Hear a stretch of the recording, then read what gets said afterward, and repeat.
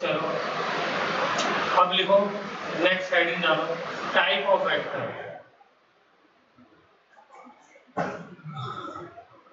Next heading डालिए type of vector.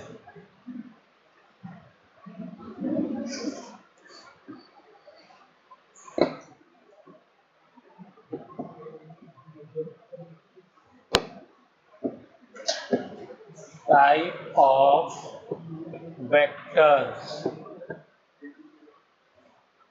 पहला type equal vectors.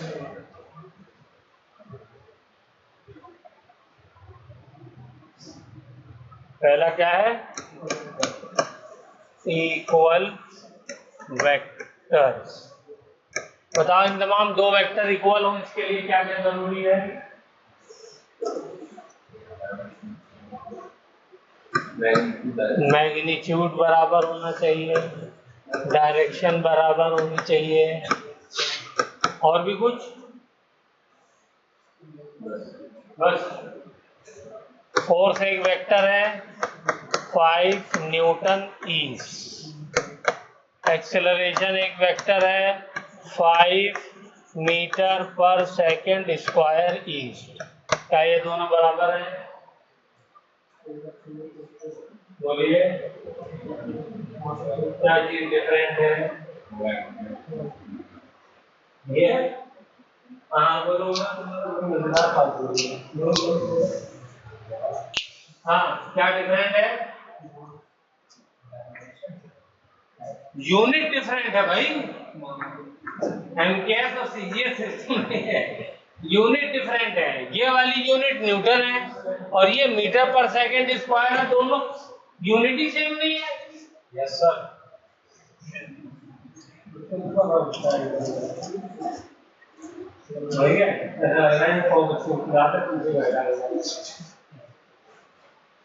तो यूनिट डिफरेंट है। देखो मैग्नीट्यूड सेम है 5, डायरेक्शन सेम है ईस्ट, यूनिट भी सेम होनी चाहिए वेक्टर को इक्वल होने के लिए। तो लिखो इसको फटाफट। तीसरा क्या है? Unit must be same. सिर्फ अब ये 11th लेवल की बात हो गई है, सीनियर लेवल की। अभी तक हम खाली क्या देख रहे थे? Magnitude and direction. अब हमें यूनिट का भी ख्याल करना है। और दोनों एग्जांपल लिखो जल्दी से। बस एग्जांपल लिख लो बाबा, वरना समझ में क्या आएगा?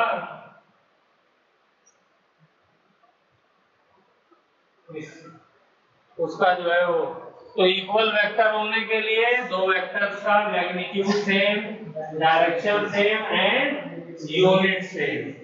ओके चलिए, पैरेलल वेक्टर और एंटी पैरेलल वेक्टर ये मैं बता चुका हूं। ठीक है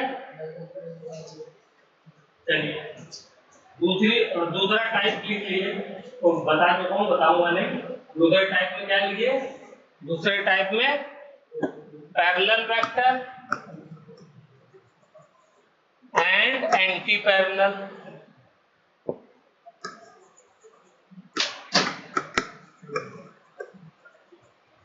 ठीक है हाँ।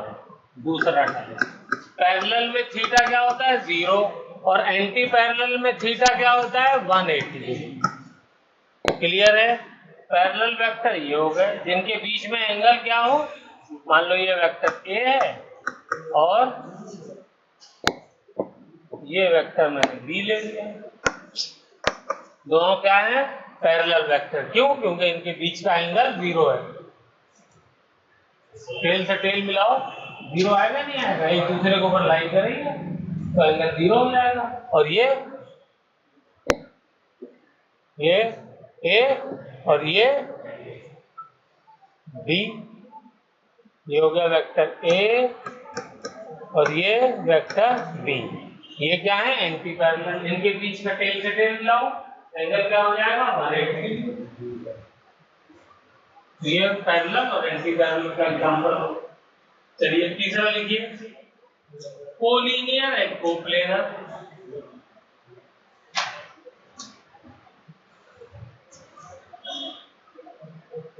Collinear and coplanar. तीसरा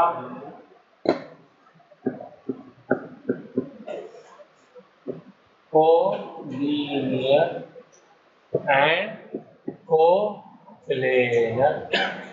कोलिनियर मतलब ये लाइन है, जो भी वेक्टर इस लाइन पे होगा वो क्या कहलाएगा? कोलिनियर कहलाएगा। ये वेक्टर, ये वेक्टर, ये वेक्टर, ठीक है, ये सब के सब कोलिनियर है। चाहे एंगल 0 हो चाहे 180 हो, क्या है? कोलिनियर। ये लाइन है एक, उस लाइन पे ये भी वेक्टर है, ये वेक्टर ए है,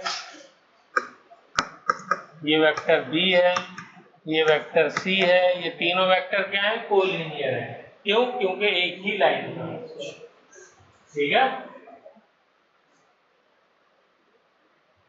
तीनों अलग अलग वेक्टर है, ये भी लिखो, ये वेक्टर ए, ये बी, ये सी।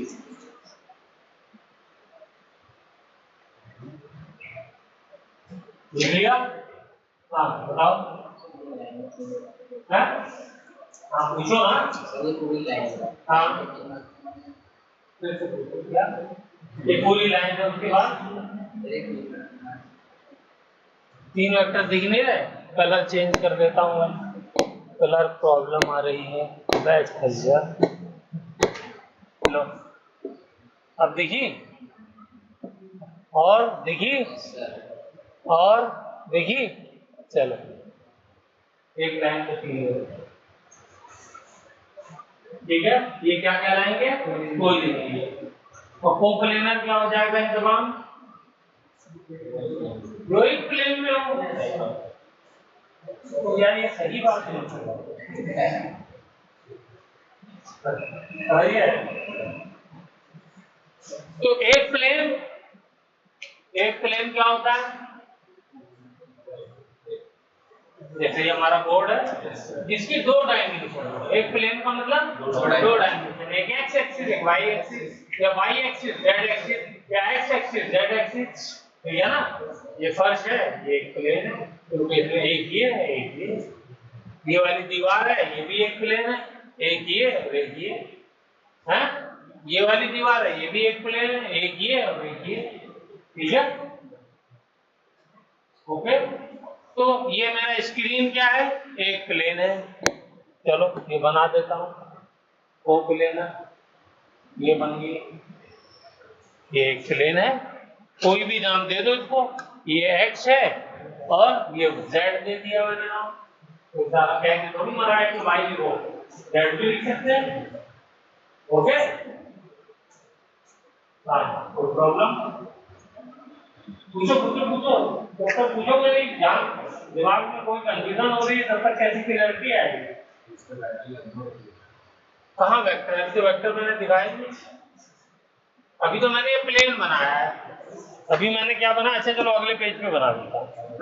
ये मेरा प्लेन है, ठीक है। अब देखो कितना तुम्हारे दिमाग में क्वेश्चन था क्रिटिकल। अब तुम ये पूछते नहीं, मैंने इसको नाम दे दिया एक्स, इसको नाम दे दिया वाई। नहीं मैं साला जेड दूंगा, वाई ठीक है, जेड। तो ये क्या है? इससे बनने वाला ये जो सरफेस है, ये क्या कहलाता है? प्लेन कहलाता है। अब कोप्लेनर वेक्टर क्या होगा? कोप्लेनर वेक्टर होगा ये ये ये ये ये ये ये सब कोप्लेनर है। क्यों? क्योंकि इसी प्लेन में है ना सारे वेक्टर। तो ये क्या कहलाएंगे? कोप्लेनर। वो लाइन पे थे तो कोलिनियर हो गए, ये प्लेन में है तो कोप्लेनर। कहीं भी जाए लेकिन इस प्लेन में जाए। अगर ऐसे आगे तुम्हारी आंख में घुस गया तो वो प्लेनर नहीं होगा। उस एरिया में, उस प्लेन में, वर्ड प्लेन ही है। जैसे ये दीवार है, इस दीवार पर कोई भी लाइन खींच दो वो क्या होगी? कोप्लेनर होगी, ठीक है।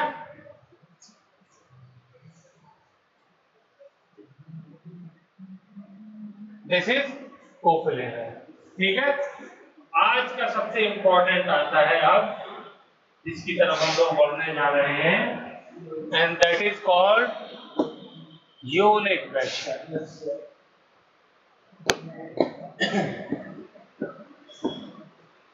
Unit vector.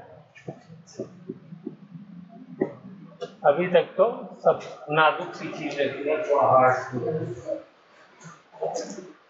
ठीक है, यूनिट का मतलब बताओ,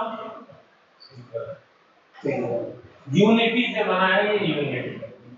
ऐसा वेक्टर जिसके अंदर वेक्टर है तो क्या क्या होगा, मैग्नीट्यूड होगा, डायरेक्शन होगा, ठीक है। अभी यूनिट की बात छोड़ दो, तो इसका मैग्नीट्यूड जो होना चाहिए वो 1 होना चाहिए, और डायरेक्शन कुछ भी हो सकता है। हाँ, यूनिट वेक्टर का कुछ गलत लिख दिया है? हाँ? कोई बात नहीं, गलत भी लिख दिया तो बेटा मेरी स्पेलिंग जो है वो ऑक्सफोर्ड और कैम्ब्रिज और हार्वर्ड सबको डेट करके बना, ठीक है। हाँ, अगर कोई कह के थोड़ी माना था कि ये होनी चाहिए, हम जो लिखते हैं वो होगी।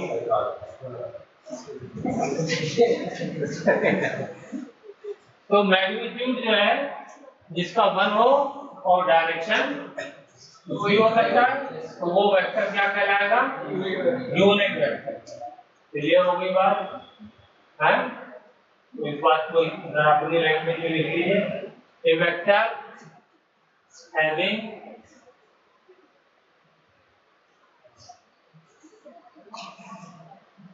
magnitude equal to 1 and direction is called unit vector.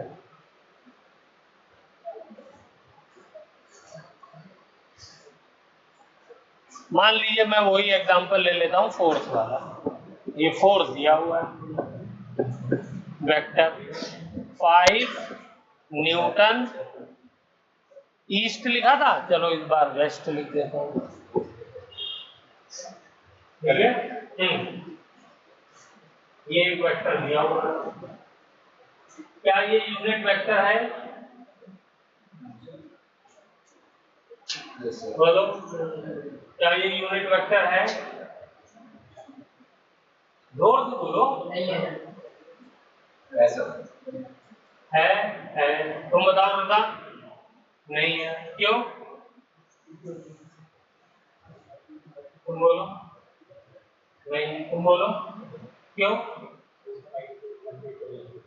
Magnitude 1 कहाँ है? मैग्नीट्यूड तो 5 न्यूटन है। ये क्या होता है? This is called magnitude and this is called direction. ये तो अभी बताया था बिल्कुल लेक्चर के शुरू में। तो मैग्नीट्यूड 1 होना चाहिए, वो तो नहीं हो रहा, वो तो 5 है, तो कैसे हो जाएगा यूनिट वेक्टर?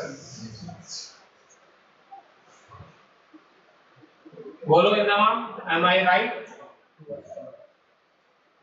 हाँ, तो अब मुझे इसको यूनिट वेक्टर बनाना है। क्या बनाना है? Unit vector. तो बताओ कैसे बनेगा? फोर्स से बनेगा, तो ये एक तरीका है। अपोजिट डायरेक्शन में फोर्स लगा दे 4 न्यूटन का, तो 1 न्यूटन बचेगा। चलो, लेकिन हम लोग वो नहीं करेंगे, जो स्टैंडर्ड तरीका है वो हम सीखेंगे, और वही फॉर्मूला याद रखना है। हम क्या करेंगे, 5 न्यूटन ईस्ट वेस्ट है ना यार, ईस्ट का है लिख रहा हूँ, वेस्ट डिवाइडेड बाय 5 न्यूटन। बताओ यूनिट वेक्टर हो गया नहीं हो गया? बोलिए, अब बताइए। 5 न्यूटन ऊपर 5 न्यूटन नीचे डिवीजन में कट गया, कटने के बाद 1 आएगा, तो हो गया unit vector. This is called unit vector. अब आ जाइए, अगर ये यूनिट वेक्टर है, अगर ये यूनिट वेक्टर है तो हमें क्या करना पड़ेगा, इस यूनिट वेक्टर के ऊपर हमको एक ताज पहनाना पड़ेगा। क्या करना पड़ेगा? एक ताज पहनाना पड़ेगा। यूनिट वेक्टर की ये निशानी है, ये सिंबल, ठीक है।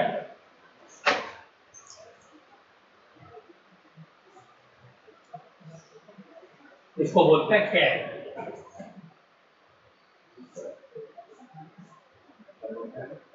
कैप टोपी पहनना, ठीक है, जैसे टोपी पहनाता रहता है, ठीक है।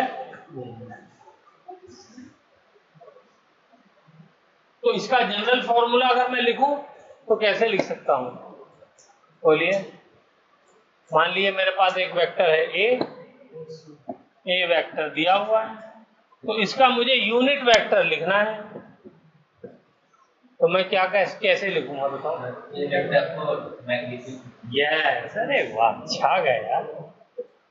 ए वेक्टर को उसके मैग्नीट्यूड से डिवाइड कर दो, आपको यूनिट वेक्टर मिल जाएगा, ठीक है। लिख लें, बड़ी मेहरबानी होगी, काम आएगा आगे चल के। तो किसी भी वेक्टर को उसी के मैग्नीट्यूड से अगर डिवाइड कर दिया जाए तो हमें क्या मिल जाता है, यूनिट वेक्टर मिल जाता है। और ये यूनिट वेक्टर है, और इसका सिंबल क्या है कि उसके ऊपर कैप लगा हुआ होगा। तो जहां भी टोपी लगी हुई देखेंगे समझ जाएंगे कि ये यूनिट वेक्टर है। चलिए, हो गया, चलिए, वेरी गुड। अब उसके बाद हम लोग चल रहे हैं नेक्स्ट। अभी 16 मिनट, अच्छा बहुत लेट शुरू किया था हमने। अब हम लोग वेक्टर को ऐड कैसे करते हैं ये सीखने जा रहे हैं। क्या वेक्टर को ऐड कैसे करते हैं ये सीखने जा रहे हैं। तो मान लीजिए मेरे पास एक वेक्टर है ए, ठीक है, दूसरा वेक्टर है बी। फटाफट बनाइए, ए वेक्टर बी वेक्टर। तो दो मेथड हैं, पहला मेथड है graphical method of vector addition.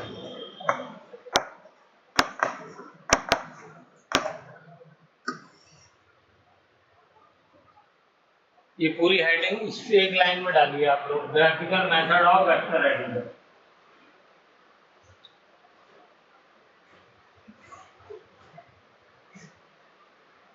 हो गया,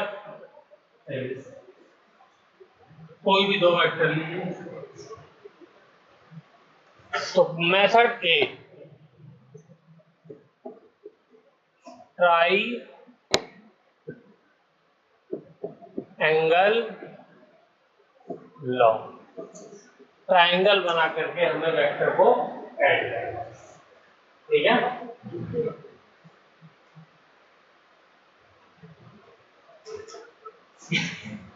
तो कैसे करते हैं इसमें,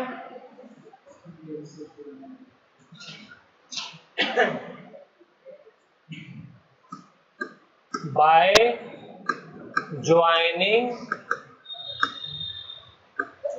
दी, लिखते रहिए साथ में, बाय ज्वाइनिंग दी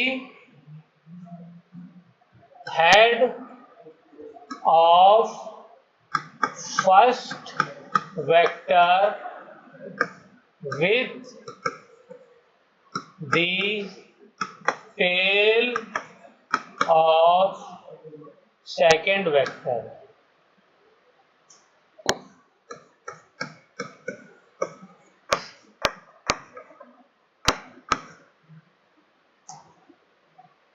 ठीक है, किस वेक्टर को फर्स्ट माना जाए, इसको मान लेते हैं फर्स्ट, इसको मान लेते हैं सेकंड। ओके, आप उल्टा भी कर सकते हैं, अगर आपको उल्टा करने का पसंद है तो। मुझे ये ज्यादा अच्छा लग रहा है तो उल्टा वाला आप लोग खुद ट्राई करिए, ठीक है।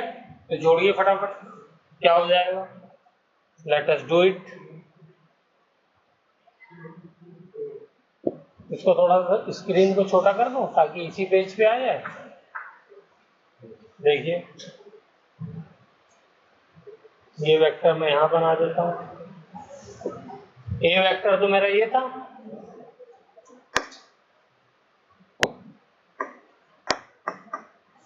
बी वेक्टर को क्या करना है मुझे? बी वेक्टर को लाना है और इसकी टेल को पहले वेक्टर के हेड से जोड़ना है। ऐसे जोड़ सकता हूं, नहीं जोड़ सकता, लेकिन शिफ्ट कैसे करना होता है वेक्टर को? पैरेलल शिफ्ट करना होता है। एंगल जो है बिल्कुल वैसे ही रहना चाहिए, ठीक है ना? तो मैं इसको दोबारा से वहीं ले जाता हूं, ठीक है? बिल्कुल पैरेलल आना चाहिए। देखो एकदम पैरेलल आ रहा है, बिल्कुल। आगे पीछे कर सकते हो, नो प्रॉब्लम, ऐसे कर लो, ऐसे कर लो, लेकिन एंगल जो है ये वाला वेक्टर और यहाँ पे जो बना था उसमें 0 रहना चाहिए, सेम नहीं। सेम कैसे हो जाएगा 0? मतलब हाँ, ठीक है, ठीक है।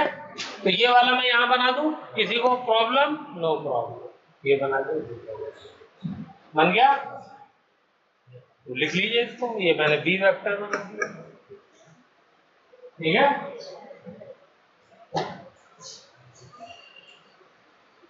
तो ये मेरा क्या हो गया?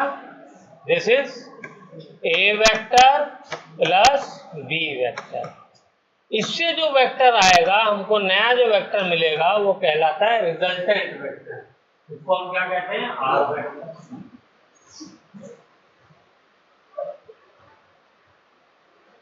ठीक है। अब ये आर वेक्टर क्या होगा? उसके अंदर मैग्नीट्यूड भी होगा और डायरेक्शन भी होगा, ठीक है। तो वो कैसे बनेगा? तो ट्राइंगल की थर्ड साइड, ट्राइंगल लॉ इसीलिए कहते हैं ना, अभी 2 साइड बनी है ना, तीसरी साइड, तो तीसरी साइड ये हो जाएगी। उसका कलर चेंज कर दो, ये, ठीक है। ये मेरा हो गया आर वेक्टर। इसको ध्यान से समझ लीजिए, कोई डाउट है तो पूछ लीजिए। ये हो गया मेरा आर, बोलो आर वेक्टर समझ में आया? क्या किया मैंने? ये ट्राइंगल लॉ इसका नाम था, तो ट्राइंगल बना दिया। 2 साइड किससे मिलेगी? 2 वेक्टर से मिलेगी। कैसे जोड़ना है उनको? पहले वेक्टर के हेड से दूसरे वेक्टर की टेल को जोड़ा जाएगा, उसके बाद थर्ड वेक्टर के लिए यानी रिजल्टेंट वेक्टर के लिए ट्राइंगल की तीसरी साइड बना दी जाएगी। देखिए देखिए देखिए, क्या लेके रहे बताओ? ये वाला ये भी तो हो सकता था, ऐसे भी तो बन सकता था। इसका हेड उधर लिया है। ये सवाल आप लोगों को पूछना चाहिए था, मैं इसीलिए वेट कर रहा था, लेकिन आप लोगों ने पूछा नहीं। ये तरीका गलत है, ये वाला तरीका सही है, ठीक है। तो मैं क्या लिखूंगा? रिजल्टेंट जो होगा वो कैसे निकाला जाएगा? रिजल्टेंट फर्स्ट वेक्टर की टेल को सेकंड वेक्टर के हेड से मिलाने पर आएगा, ठीक है। तो इस बात को बनाइए डायग्राम को, और इसी में अगला जुमला लिख लीजिए, ठीक है। अगला जुमला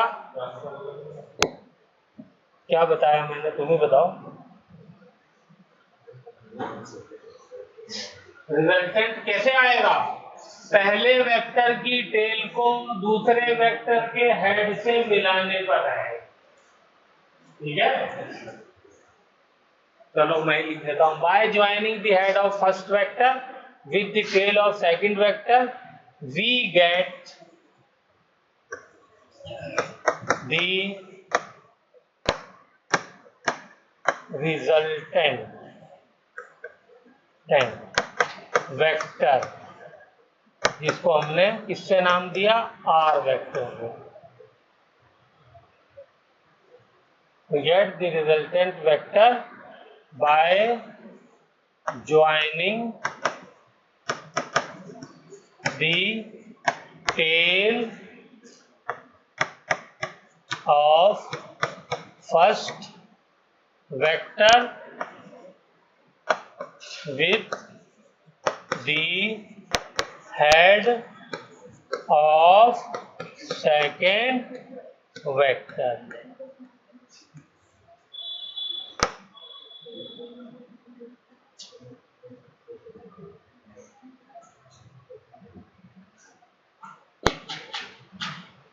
हेड ऑफ सेकंड वेक्टर। अभी भी कोई क्लैरिटी चाहिए तो पूछ लो। बोलो इंतजाम, दो वेक्टर दिए हो उनका रिजल्टेंट निकाल लेंगे बिना डाउट। क्या करना है, पहले वेक्टर के हेड को दूसरे वेक्टर की टेल से मिला करके हमने ट्राइंगल की दो साइड बना ली। उसके बाद क्या करना है, उसके बाद हमें तीसरी साइड के लिए पहले वेक्टर की टेल को दूसरे वेक्टर के हेड से मिला देना है।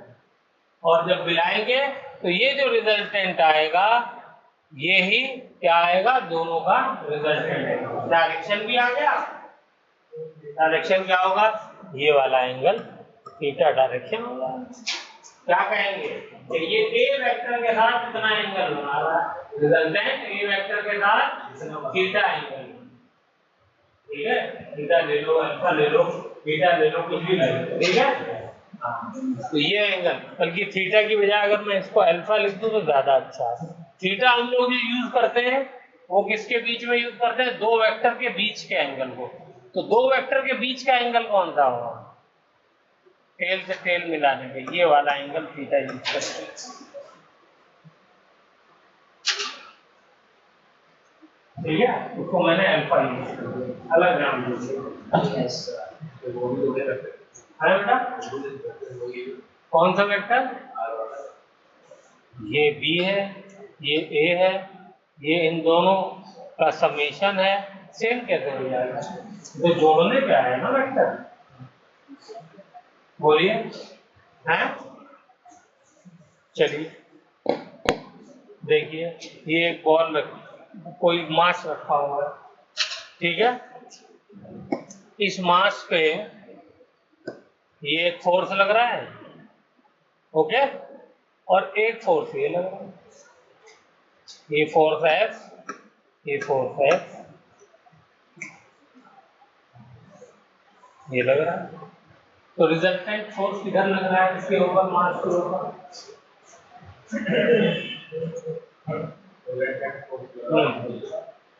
मान लो ये वाला एंगल जो ये बना रहा है, ये वाला फोर्स ये एंगल बना रहा है 60 डिग्री, ठीक है, और ये बिल्कुल सीधा लग ही रहा है। बताओ इधर लग रहा है, तो सिंपल सी बात है यार। क्या करना है, हमें फर्स्ट वेक्टर के हेड से सेकंड वेक्टर की टेल को जोड़ दिया, जुड़ गया है। अब क्या करेंगे, अब हम रिजल्टेंट के लिए फर्स्ट वेक्टर के टेल को सेकंड वेक्टर के हेड से मिला देंगे। ये रिजल्टेंट फोर्स हो गया या नेट फोर्स हो गया। इसका डायरेक्शन क्या आएगा, बताओ जल्दी से, एंगल बताओ क्या आएगा। ये वाला एंगल 60 डिग्री है, तो ये कितना हो जाएगा, 120 हो जाएगा। ठीक है, और बताओ, और बताओ, और बताओ। अगर ये वाला एंगल भी तो 60 होगा,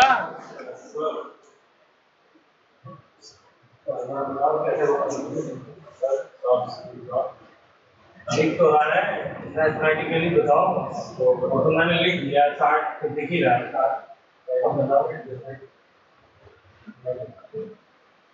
तुम बताओ फ्रेंड, इसके बाद तुम तैयार रहो।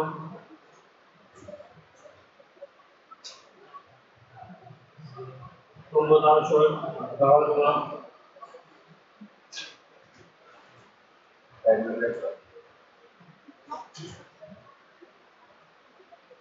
बोलिए।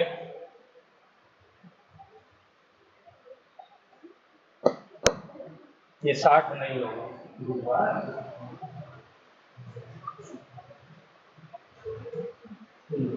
ये 60 नहीं होगा। ठीक है, इस वेक्टर को निकालने का, इस एंगल को निकालने का फॉर्मूला है, क्या है, फॉर्मूला है। चलिए वो फॉर्मूला बाद में लिखवाइए।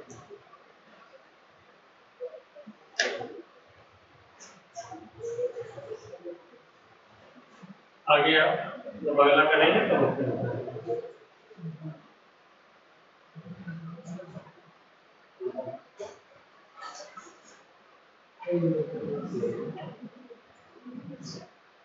चलिए हो गया।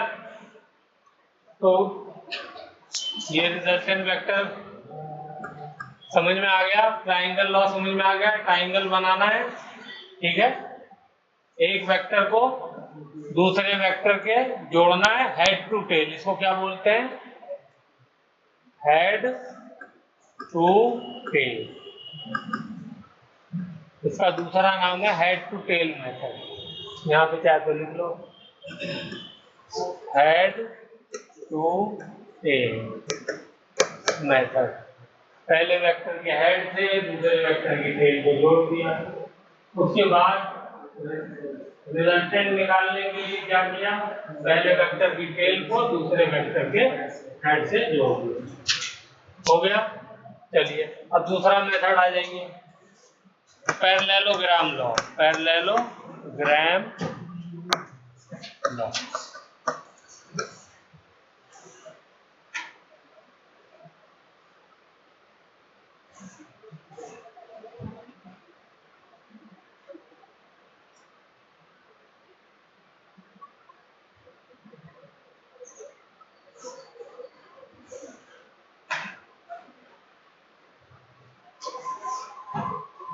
ये जो पूरी डेफिनेशन लिखी है ये कहाँ लिखी है?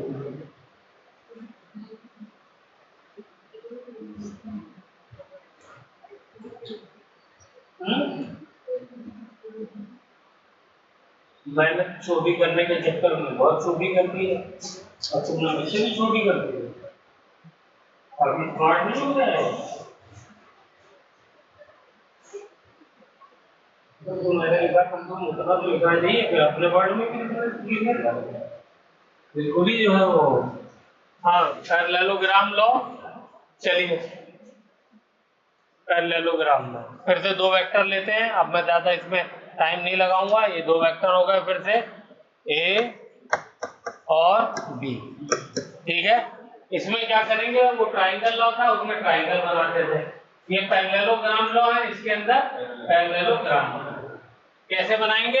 इस वेक्टर को पैरेललोग्राम बनाने के लिए हम लोग टेल से टेल जोड़ेंगे। तो लिखिए, in this method we join the two vector tail to tell.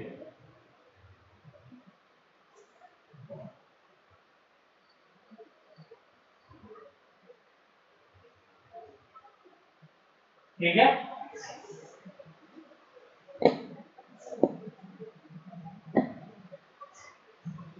हो गया। अब इसमें क्या करना है?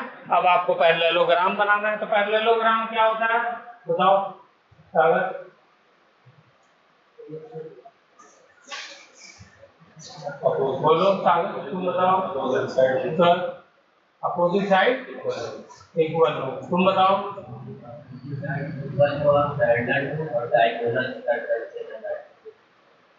पैरेलल साइड होनी चाहिए, ठीक है, और इक्वल होनी चाहिए, बिल्कुल। तो ये इसके पैरेलल एक साइड हम अपनी तरफ से बना लेंगे और एक यहाँ पर बना लेंगे, ठीक है। ये बन गया हमारा पैरेललोग्राम। पहले टेल से टेल जोड़ दिया, उसके बाद parallelogram, then we will complete the parallelogram. We will complete the parallelogram.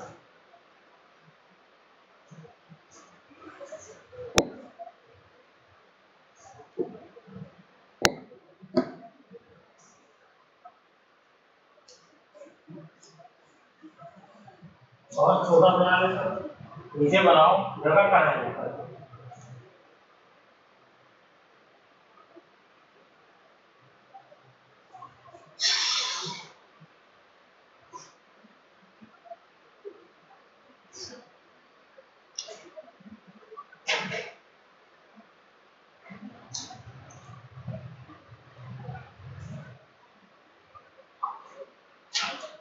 ये वाली साइड इससे पैरेलल है, गलत बना है यहाँ। हाँ, तो रिजल्टेंट कैसे आएगा? रिजल्टेंट टेल से शुरू होगा, डायगोनली जो है जाएगा। ये रिजल्टेंट है ए प्लस बी, ये रिजल्टेंट है।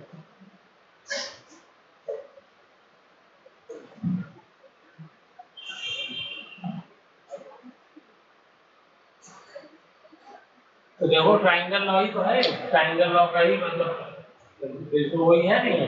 उसमें हमने क्या लिया था, एक वेक्टर लिया ए, दूसरा वेक्टर लिया बी, और रिजल्टेंट ले लिया। ये सेम नहीं है। अगर दोनों वेक्टर को मैं क्या करूं, बोलिए, ऐसे जो सेम आना चाहिए, रिजल्ट नहीं आना चाहिए। ठीक है, चलिए ये वाला एंगल क्या कहलाता है, this angle is called theta. और क्या है ये, angle between the two vectors A and B. ये ध्यान रखना है।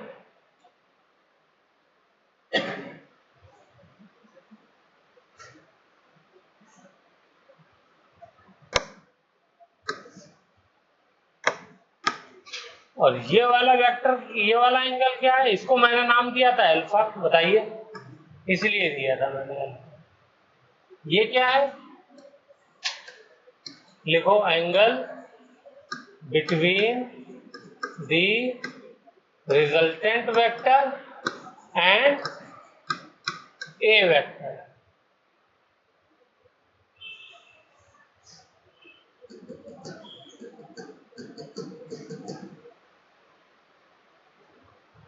ये हो गया हमारा पैरेललोग्राम मेथड।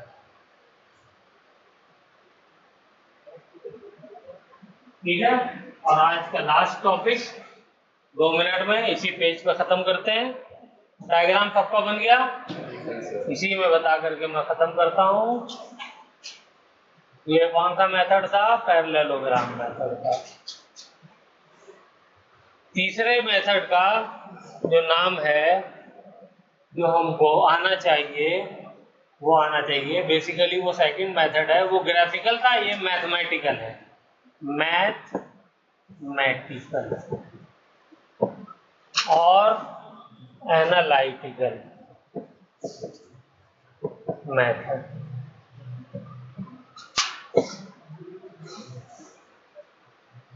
ठीक है,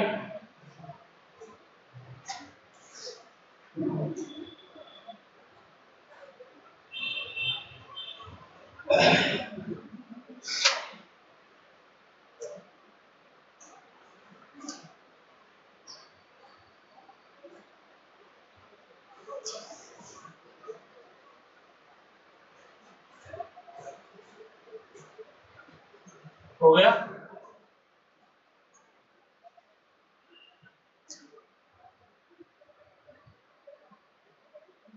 मैथमेटिकल मेथड क्या है, रिजल्टेंट आर निकालना है, तो इसका जो मैग्नीट्यूड हम निकालेंगे,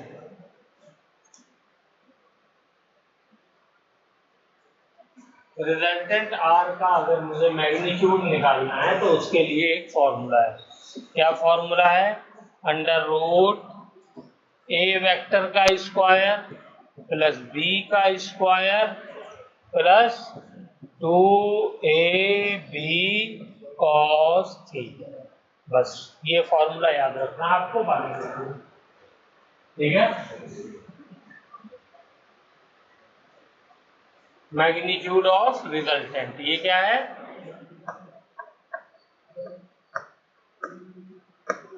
आर रिजल्टेंट वेक्टर का मैग्नीट्यूड।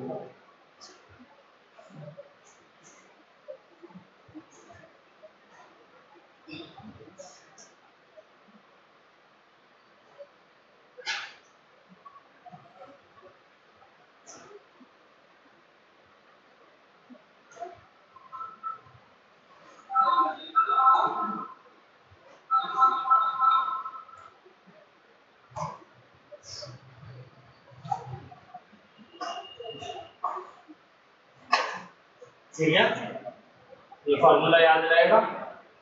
ये मैग्नीट्यूड का हमें स्क्वायर करना है, यहाँ पे हमें खाली मैग्नीट्यूड की वैल्यू लिखनी है। ठीक है ना। हाँ, मैंने इसलिए एरो का साइन नहीं लगाया है।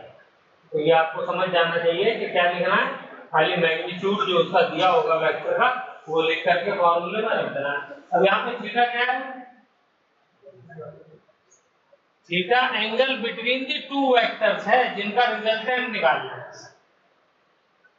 ये वाला एंगल, ये वेक्टर ए है, ये वेक्टर बी है, तो इनके बीच का ये वाला एंगल, ये थीटा लिया,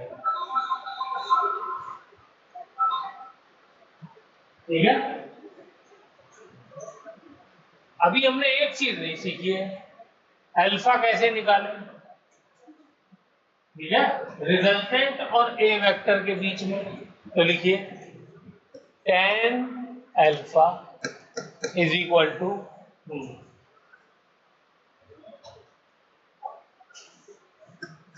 b sin theta upon a plus b cos theta.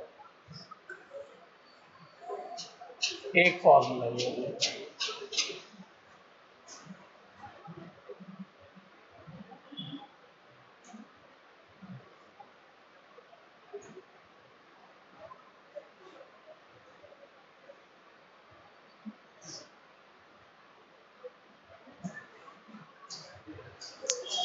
तो हमने अल्फा निकालना सीख लिया, रिजल्टेंट निकालना सीख लिया, वेक्टर के बारे में कुछ इंपॉर्टेंट बातें सीख ली।